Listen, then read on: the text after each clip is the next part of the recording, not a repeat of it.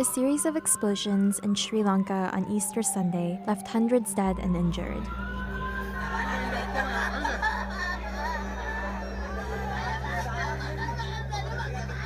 The Islamic State claimed responsibility on April 23rd, 2 days after the attack. Meanwhile, Sri Lanka said the coordinated suicide bombings were carried out by a local Islamist extremist group with foreign assistance in response to the March attacks on 2 mosques in New Zealand. At least 50 people were killed that day. We have to ensure that terrorism does not lift its head in Sri Lanka.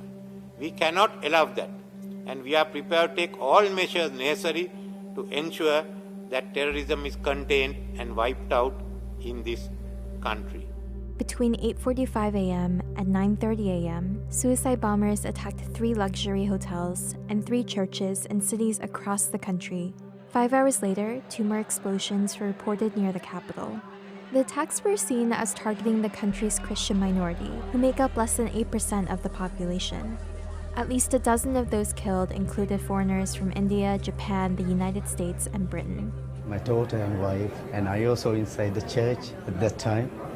And it's the end of the ceremony, and I just walk outside. And in 5 minutes time, there's a bomb blast. I heard about the huge noise. Then I jumped into the church, and I saw that my daughter, my wife, was on the floor.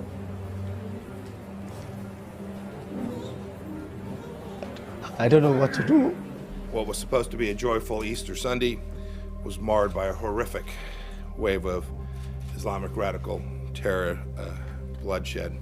We mourn the loved ones of the victims, some of whom we can confirm were indeed U.S. citizens.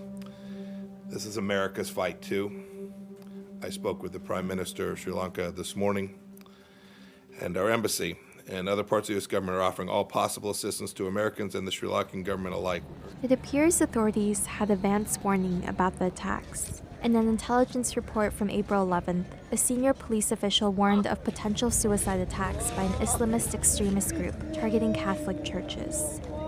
I want to express my deepest sympathies to all the people who lost their lives and who have been injured by these explosions. We will take all necessary action against any extremist group that is operating in our country.